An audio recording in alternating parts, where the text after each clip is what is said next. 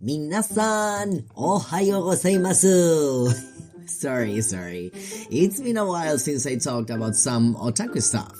And I have once again decided to review and give you my personal opinion on my new obsession, the summer Hikaru died. Don't worry, because everything revealed in this video will be things you will see in like the first 5 minutes of the first episode, so this will be a spoiler-free video. Anybody can watch it. Oh, and before we begin, you'll see me draw Weasel, the protagonist of my webcomic True Colors. But instead of being a cute femboy, I decided to redraw him as Hikaru in this screenshot from this year's Inktober. I had so much fun, I decided to do a couple more drawings that I have yet to post. So this is kind of like an early access that I will give to you as a Christmas thingy, or Thanksgiving, or whatever you celebrate. The Summer Hikaru Died is one of those shows that creeps up on you. It's part horror, part slow burn tragedy, and part emotional gut punch. It's not your usual jump scare anime, boohoo, we just scare you kind of thing. It depicts exactly the kind of creepy that I love about Japanese horror media. It's like quiet, eerie, and heartbreakingly human. There were moments I genuinely shed a tear for my emo baby Yoshiki because honestly, poor guy deserves a blanket, hot chocolate, and maybe a long vacation far away from that cursed town. If you like your horror subtle, but more like emotionally devastating, buckle up, you will love this one. Okay, so let's talk about the plot and the story in general. So like I said, it's a slow burn, meaning you won't get all the answers handed to you on a silver plate, and everything is kind of hinted at or left unresolved even, at least for now, because yep, there's a second season coming, confirmed without a release date so far. Hate when that happens. So the way Hikaru dies, because I mean, yeah, he's dead, it says so in the title, is just brutal, in my opinion.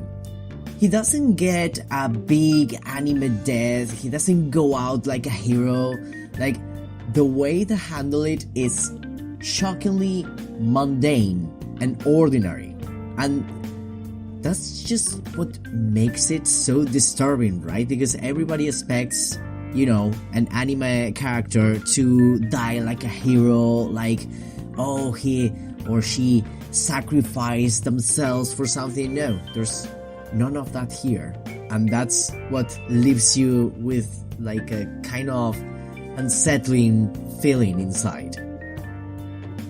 So throughout the series, I kept hoping for something, anything, that could bring Hikaru back.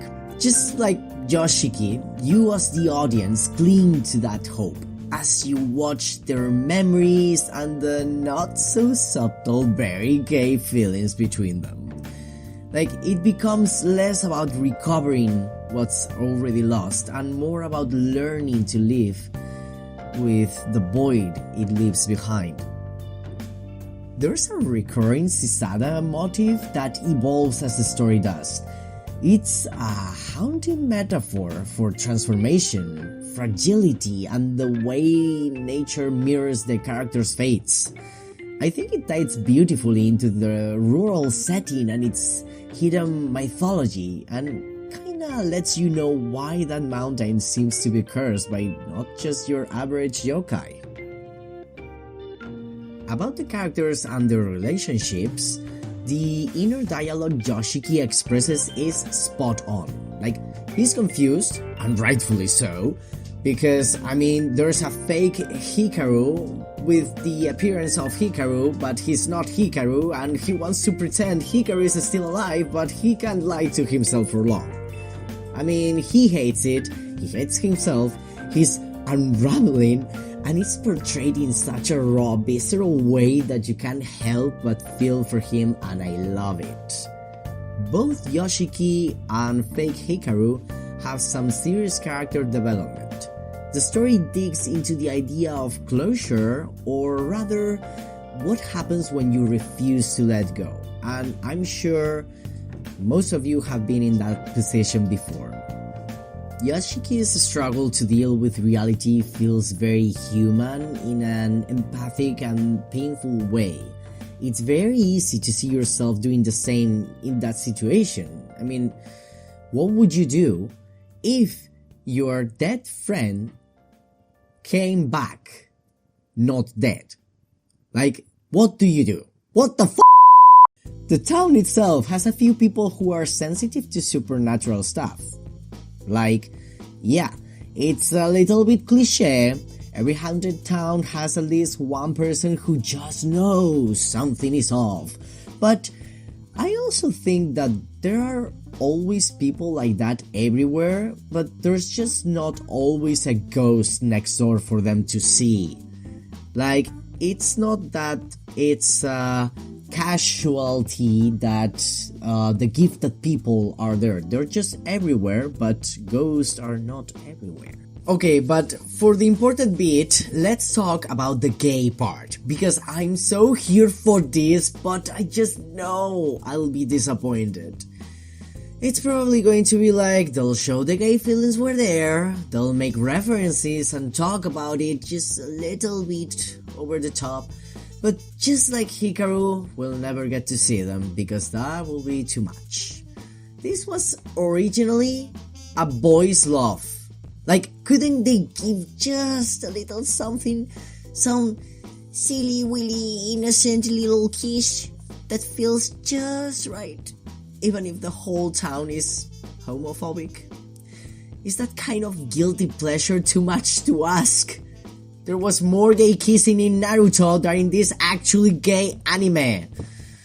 But I understand that that will be too much for Japanese media. I'm just thinking about gays now. And that's why they had to maybe tone it down so that it wouldn't be cataloged as a BL, yaoi, you know, they treat it as if it were like porn or something. Okay, but to be fair, the author stated that it's no longer a BL because they wanted the main plot to focus on the horror and the mystery. But to be fair to us, I feel this is BS, because if there's room for secondary characters to have romantic moments, there's definitely room for gay feelings, especially considering how boldly the show plays with like intimacy and boundaries in some scenes. And if you have watched it, you know which one I'm talking about. Like, it's clear the subtext is there, but it's never fully acknowledged. I don't mean to sound harsh. I love this anime. I love the innuendos, the emotional symbolism, and yes, the gays. I know it'll take time before we get a show that treats queer love as casually as a straight love, but hey, we're getting closer at least. It's also my opinion, but it does make sense that people will have an especially close mind in a small town in the middle of nowhere. I also explore a similar situation in my own webcomic. Like True Colors, where my main character Hazel is a femboy who has to keep it a secret for his own sake. And it's available on WEBTOON and Tapas, link in the description. Some people have also complained that the gay subtext should have been removed entirely to focus on the horror. And like, to those people I say, what kind of trauma did you go through to be homophobic in 2025? Like, it's a rhetorical question. I don't actually care, but like, what is wrong with you?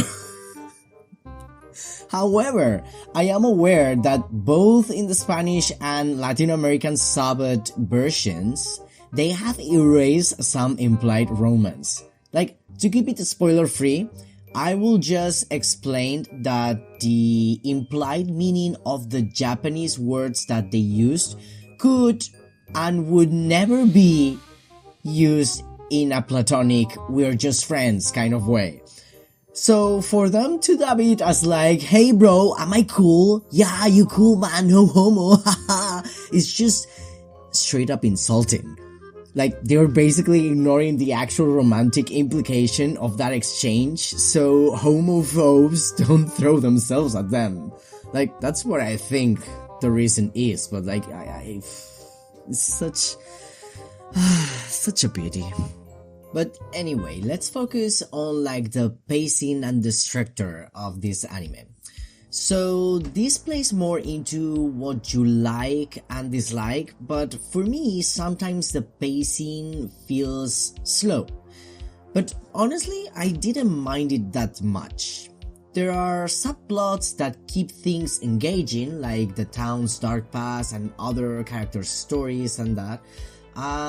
It feels like a ledgered mystery that takes its time to breathe. So if you like fast pacing and clear answers or jump scares every 5 minutes, this might not be your thing. And when I say that, I mean that this definitely is not your thing. The ambience overall is mwah, chef's kiss. The rural settings captures the stillness of everyday life in a way that's both beautiful and, depending on the shot, deeply unsettling for some reason.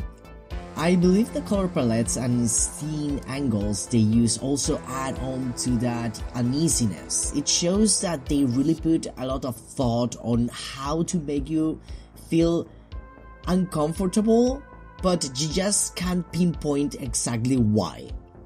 The music also helps you immerse yourself in the story. It accompanies that eerie feeling so well. It becomes a crescendo in the right times, and then that deafening silence that makes you sit still and hold your breath, afraid to blink in case you miss any details. Overall, if you enjoyed shows like Mushishi, Made in Abyss, or Shiki, then the summer Hikaru died was made for you. It lingers in mystery, Japanese folklore, and horror with a touch of gay. Too subtle in my opinion, but it's there and we appreciate it. Let me know your thoughts in the comments. Have you seen the anime? Have you read the manga? I'll be down there replying to all of you. And don't forget to suplex that like button to make me super happy and subscribe for more videos. Also, check out my webcomic True Colors and follow me on social media for more content. And since Christmas is coming up, my coloring book Fairy and Fungi might just be the perfect little gift. Just saying. All the links are in the description. Thank you so much for watching till the end. Goodbye!